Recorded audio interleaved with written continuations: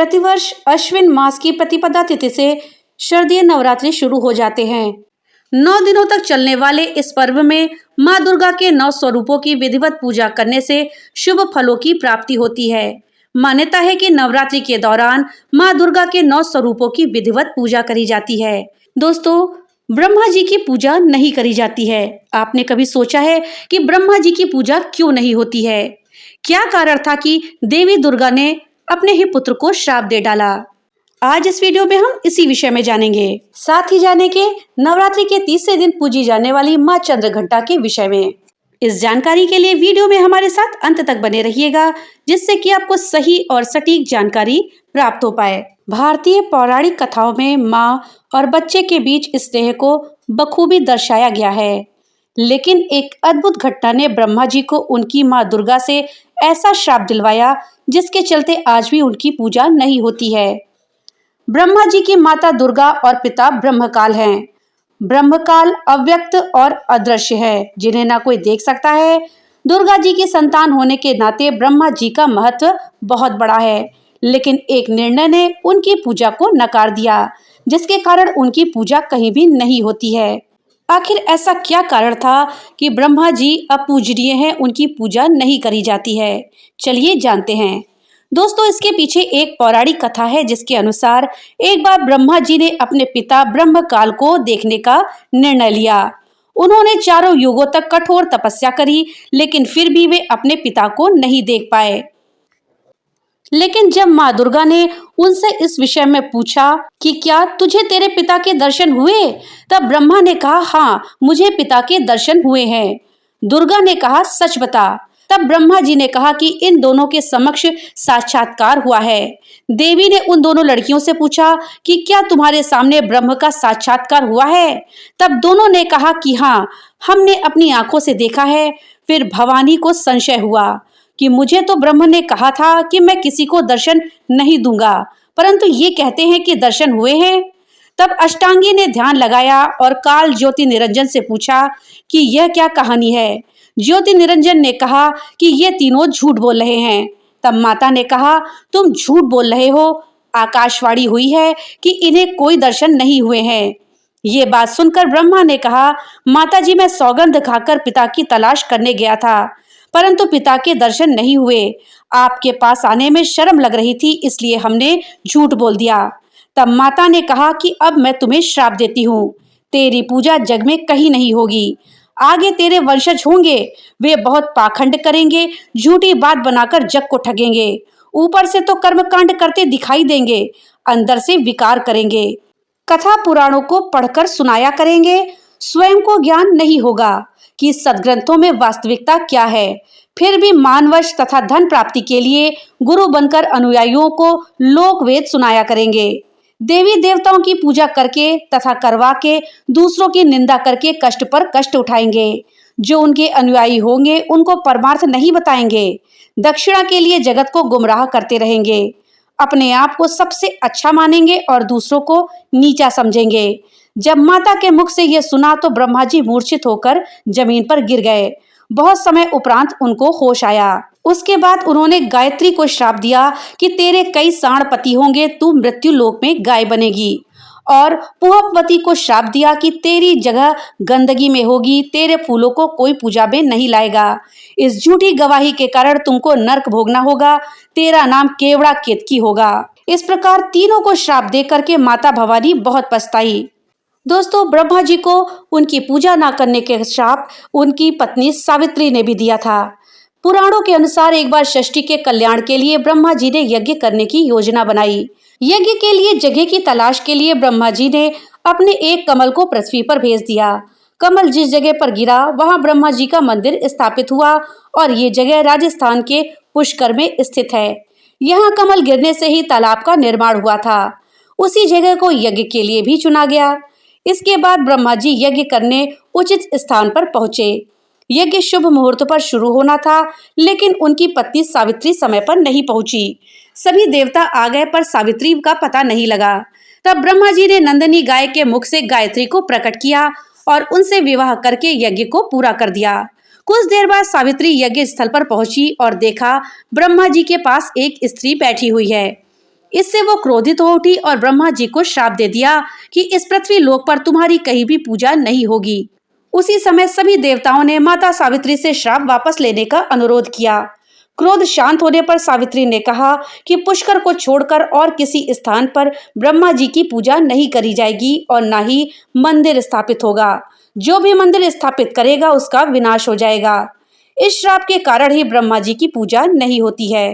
दोस्तों, ये थी जानकारी कि ब्रह्मा जी की पूजा क्यों नहीं होती है। माता रानी ने आखिर अपने ही पुत्र को क्यों श्राप दिया था पूजा न होने का। अब आइए जानते हैं नवरात्रि के तीसरे दिन पूजी जाने वाली माँ चंद्रघंटा के विषय में। दोस्तों, नवरात्रि के तीसरे दिन माँ चंद्रघंटा की पूजा होती है। देवी भागवत पुराण के अनुसार माँ दुर्गा का चंद्रघंटा स्वरूप शांतिदायक और कल्याणकारी है। इनके मस्तक में घंटे के आकार का अर्धचंद्र है, इसी कारण से इन्हें चंद्रघंटा कहते हैं। माता का शरीर स्वर्ण के समान चमकीला और वाहन शेर है। देवी के 10 हाथ माने जाते हैं। इनके कंठ में श्वेत पुष्प की माला और शीर्ष पर रत्न जड़ित मुकुट विराजमान है। माता चंद्रघंटा युद्ध की मुद्रा में विराजमान है। नवरात्रि के तीसरे दिन मां चंद्रघंटा की विधिवत पूजा करने का विधान है। इस दिन सूर्योदय से पहले उठकर सभी कामों से निवृत्त होकर स्नान करें। इसके बाद मां चंद्रघंटा के साथ मां दुर्गा के अन्य स्वरूपों का ध्यान करें। इसके बाद मां दुर्गा की पूजा आरंभ करें। सबसे पहले फूल, माला, कुमकुम, सिंदूर, रोली, अक्षत लगाएं। इसके बाद मां चंद्रघंटा को केसर की खीर या फिर दूध से बनी कोई मिठाई खिलाएं। इसके बाद घी का दीपक और धूप जलाने के बाद मंत्र, दुर्गा चालीसा, दुर्गा सप्तशती का पाठ करने का साथ अंत में आरती कर ले और भूल चूक के लिए माफी मांगे। इनके आशीर्वाद से भक्त के सभी पाप नष्ट हो जाते हैं और उसकी राह में आने वाली सभी बाधाएं दूर हो जाती हैं। इन देवी की पूजा करने से सभी दुखों और भय से मुक्ति मिलती है। हम जिंदगी के सभी क्षेत्रों में सफलता चाहते हैं। जिंदगी में आगे बढ़ने के लिए खासकर प्रोफेशनल में सफलता मिलना बहुत महत्वपूर्ण है। अगर आप अपने करियर में किसी प्रकार की परेशानियों का सामना कर रहे हैं तो आप इसका समाधान इनकी पूजा करके पा सकते हैं। नवरात्रि के तीसरे दिन श्रद्धालुओं का मन मणिपुर चक्र में प्रवेश करता है। इस स्थिति में मां चंद्रघंटा के आशीर्वाद से भक्त अलौकिक और दैवीय चीजों को देखने में सक्षम होता है और कई प्रकार की दिव्य ध्वनियां सुनने की क्षमता प्राप्त कर सकता है। लेकिन इस तीसरे दिन और इस निश्चित स्थिति में भक्तों को अत्यधिक अनुशासित और सावधान रहने की जरूरत है। देवी चंद्रघंटा को प्रसन्न करने के लिए श्रद्धालुओं को भूरे रंग के कपड़े पहनने चाहिए। मां चंद्रघंटा को अपना वाहन सिंह बहुत प्रिय है, इसलिए गोल्डन रंग के कपड़े पहनना भी शुभ है। इसके अलावा मां सफेद चीज का भोग जैसे दूध या खीर का भोग स्वीकार करती हैं। इसके अलावा माता चंद्रघंटा को शहद का भी भोग लगाते हैं। मां चंद्रघंटा की पूजा में दूध का प्रयोग कल्याणकारी माना गया है। मां चंद्रघंटा को दूध और उससे बनी चीजों का भोग लगाएं और इसी का दान भी करें। ऐसा करने से माता खुश होती हैं और सभी दुखों का नाश करती हैं। ये तो थी जानकारी मां चंद्रघंटा के पूजा के विषय में। अब आइए जानते हैं कि मां चंद्रघंटा की कथा क्या है, कैसे हुई थी इनकी उत्पत्ति। मां चंद्रघंटा की कथा इस प्रकार से है।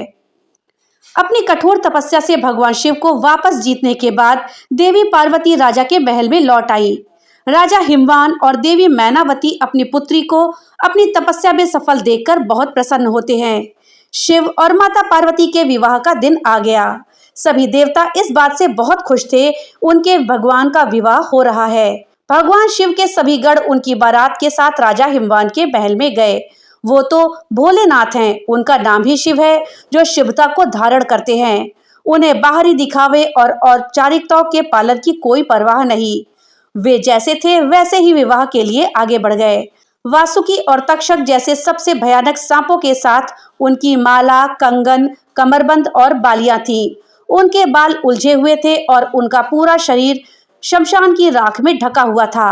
उन्होंने अपने 5 सिर प्रकट किए। वह प्रभावशाली, उग्र और तीव्र दिख रहे थे।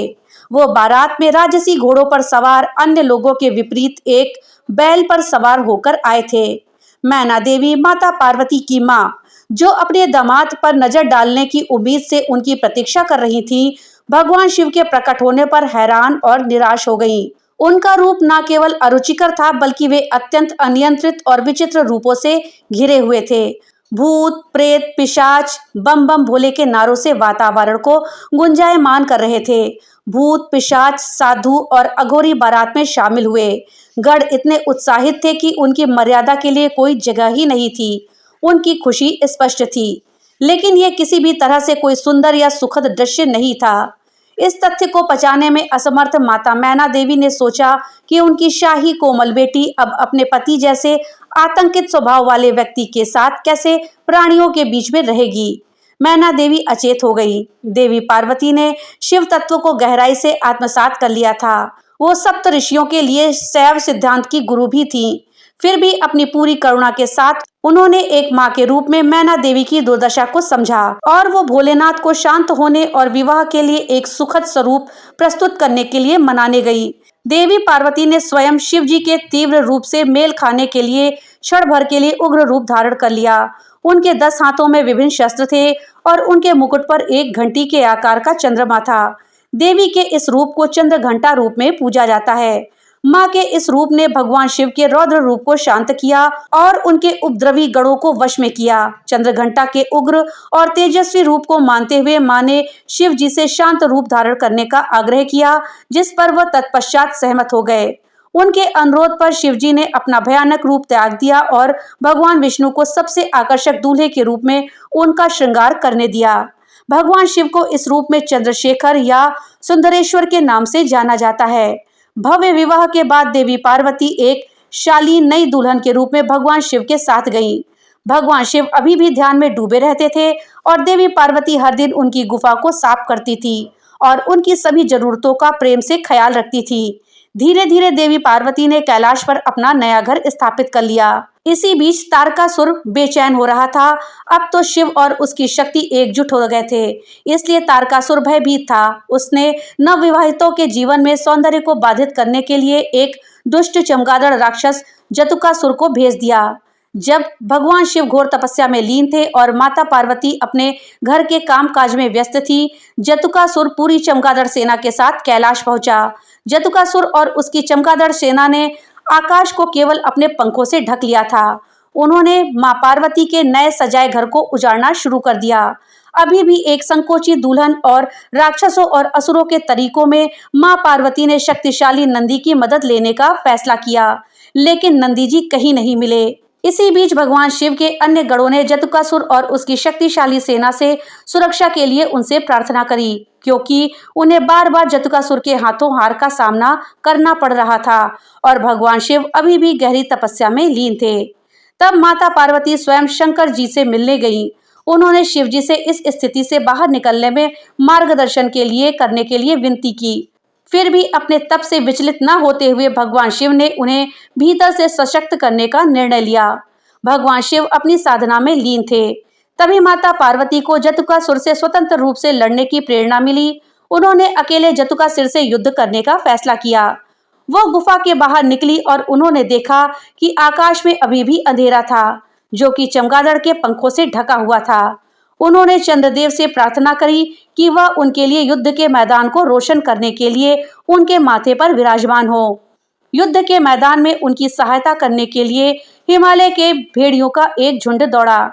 देवी पार्वती को जल्द पता चल गया कि जतुकासुर आकाश में चमगादड़ द्वारा सक्रिय था, इसलिए वो युद्ध के मैदान में एक विशाल घंटा लेकर आई। घंटा इतनी जोर से बजा कि चमगादड़ों से आसमान साफ हो गया।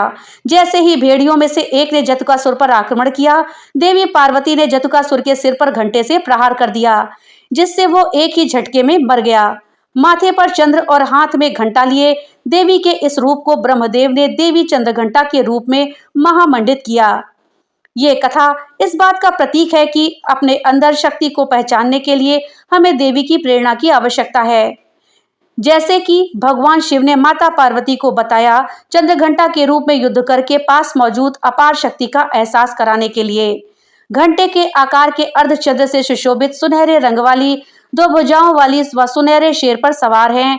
8 कोमल हाथों में त्रिशूल, गदा, तीर, धनुष, तलवार, कमल, घंटी और रुद्राक्ष माला तथा कमंडल युक्त पानी का बर्तन है, जबकि उनके एक हाथ में अभय मुद्रा, भय को दूर करने वाली मुद्रा है। उन्होंने नारंगी रंग के वस्त्र पहने हुए हैं। वो शेर या बाघ पर सवार हैं। जो बहादुरी और ताकत का प्रतीक है। तो दोस्तों ये थी जानकारी कि माता दुर्गा ने अपने ही पुत्र ब्रह्मा को क्यों श्राप दिया, साथ ही नवरात्रि के तीसरे दिन मां चंद्रघंटा की पूजा और कथा के विषय में। जानकारी आपको कैसी लगी हमें कमेंट बॉक्स में लिख करके जरूर बताइएगा। तो मिलते हैं अगली नई वीडियो के साथ, तब तक के लिए राधे राधे।